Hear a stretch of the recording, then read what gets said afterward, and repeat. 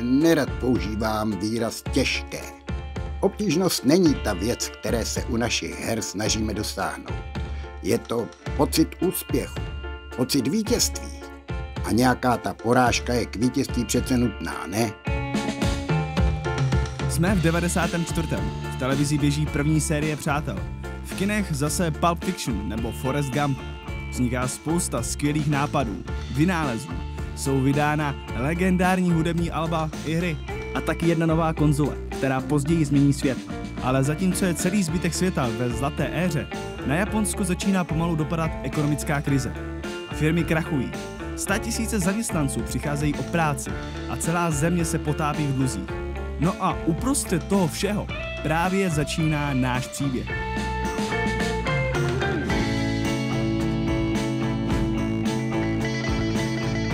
Představuju ti From Software.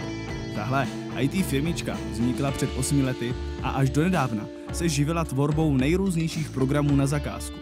S příchodem krize pro ně ale nastal vážný problém. O software totiž najednou jaksi přestal být zájem. Firma si musela rychle najít nové uplatnění, aby neskončila bankrotem jako stovky jiných. Naštěstí si už v té době hodně zaměstnanců krátilo čas modelováním ve 3D a programováním jednoduchých hříček.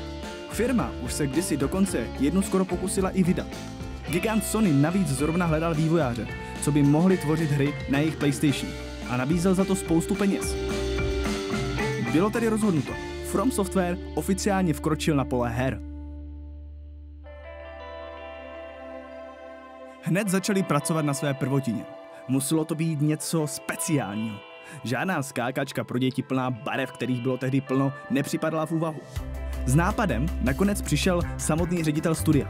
Jmenoval se Jin Naotoshi a From Software založil díky penězům, co dostal před lety od pojišťovny, potom, co ho srazil nějaký motorkář.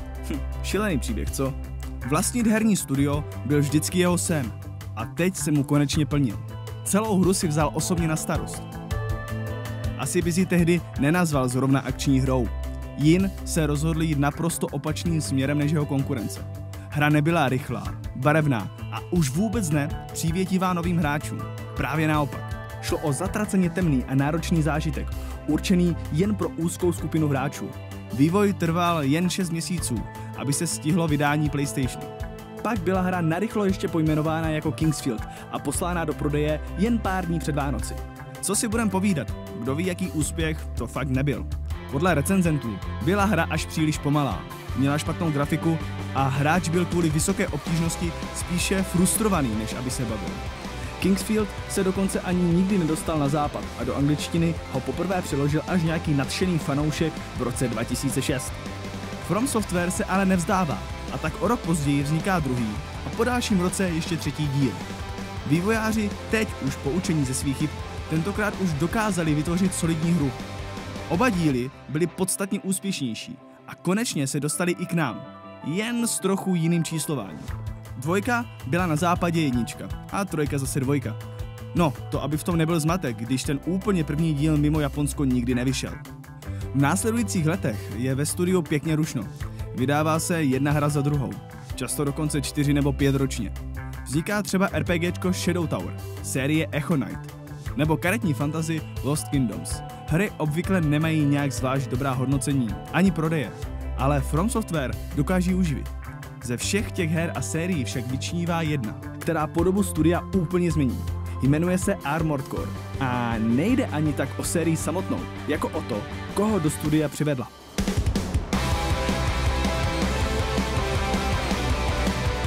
Hidetaka Miyazaki. Bylo mu tehdy 29. Měl čerstvě vystudovanou sociologii, pracoval jako účetní pro jednu malou firmu, ale tahle práce ho nikdy nebavila. Vždycky ho to táhlo spíše ke hrám. Jednou mu kolega doporučil adventuru Ico. Byla to opravdu jedna z nejlepších her své doby. Měla skvělý soundtrack, level design i příběh a Hidetaku tak chytla, že ji celou dohrál během jednoho večera. Hned dalšího rána se pak definitivně rozhodl, že svou nudnou práci a starý život opustí a stane se z něj herní designér. Nejdřív chtěl k Nintendu, ale tam by ho bez praxe a vzdělání nikdy nepřijali. Zkoušel tedy dál, až konečně narazil na jedno malé studio, které ho bylo ochotné přijmout. Byl to právě náš From Software, hledající vývojáře na další díl Armored Core. Nabízeli tehdy tak malý plat, že by se jim za tu práci kdokoliv jiný vysmál. Ale pro Hidetaku to byla ideální příležitost. A tak se neúspěšné studio a vývojář amatér dali dohromady. Byla to podivná spolupráce. Zpočátku Hidetaka ani pořádně nevěděl, co dělá, a jen se učil od ostatních. Brzy se ale projevil jeho talent a o 2 roky později už vývoj některých her dokonce i vede. Je léto 2008. Právě se svým týmem úspěšně dokončil svou 3. hru a před sebou má krásnou kariéru. Práce už ho ale tolik nenaplní.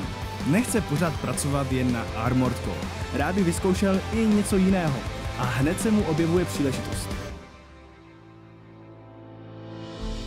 Několik starších vývojářů tehdy ve studiu pracovalo na dalším díle jejich úplně první hry Kingsfieldu. Byl to velký projekt, na kterém se podíleli samí veteráni a dokonce i pár lidí od Sony. Problém byl v tom, že tým neměl žádné pořádné vedení. Každý si hru představoval trochu jinak.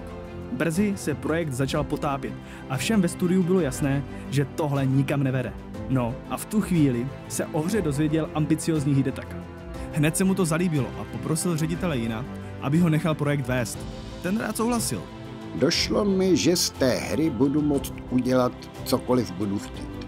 Měl jsem volnou ruku. Nejlepší na tom bylo, že i kdyby mé nápady selhaly, nikomu by to nevadilo. Ta hra přece už byla ztracená dávno před mým příchodem. A s těmito slovy se odhodlaný designér pustil do práce. Nejprve se rozhodl, že hra nakonec nebude pokračování Kingsfieldu, ale jen si z něj vezme inspiraci. Vzal tedy temný svět plný monster, pomalou hratelnost i neúprosnou obtížnost. 3 věci, které Kingsfield definovali. A začal na nich stavět novou hru. Vývojáři pod Hidetakim jakoby najednou dostali novou jiskru a vývoj se začal opět posouvat. Společně během 3 let vývoje vymysleli příběh, mechaniku fází u bossů a hlavně systém duší, který později dal hře také jméno Demon's Souls. Nikdo jí nevěřil. Investoři, ředitel Jin, ani vydavatelé ze Sony. To bylo dokonce tak skeptické, že před ním vývojáři museli spoustu věcí i tajit, protože se báli, že by trvalo na jejich změně. Až do vydání tak vydavatelé vůbec nevěděli třeba o systému duší a už vůbec netušili, že je hra tak těžká.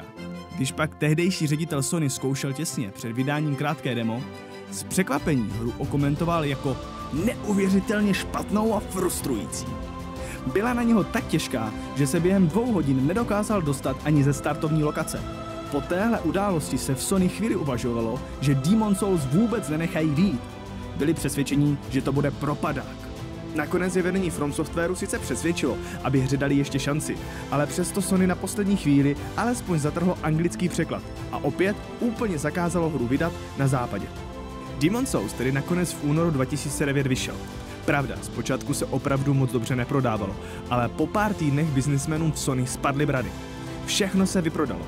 V žádném obchodě nezbyla jediná kopie a zájem rostl.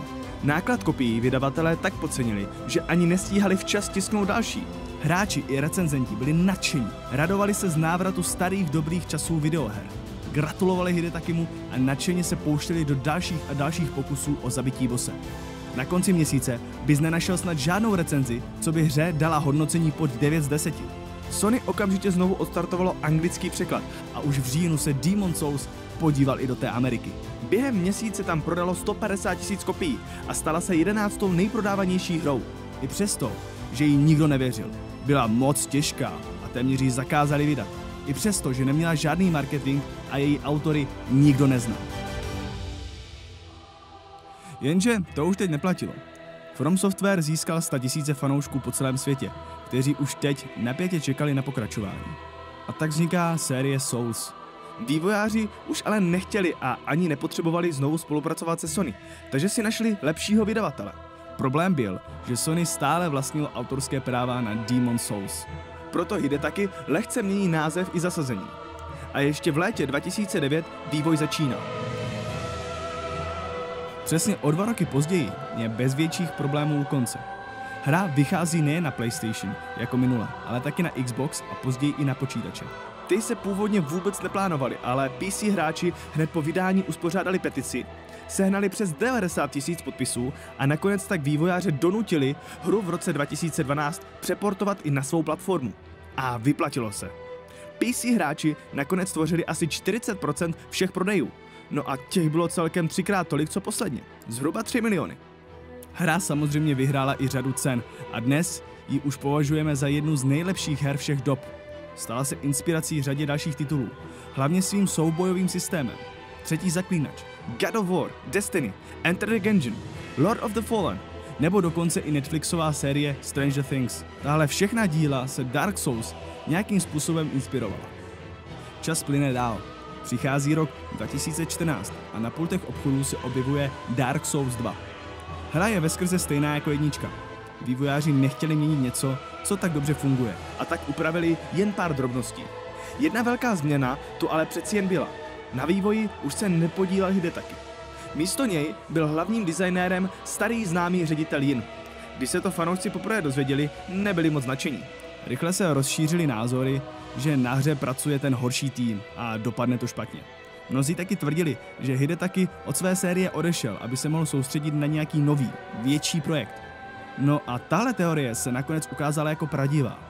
Totiž, zatímco Jin pracoval na druhém Dark Souls, Hidetaki pracoval na Bloodborne.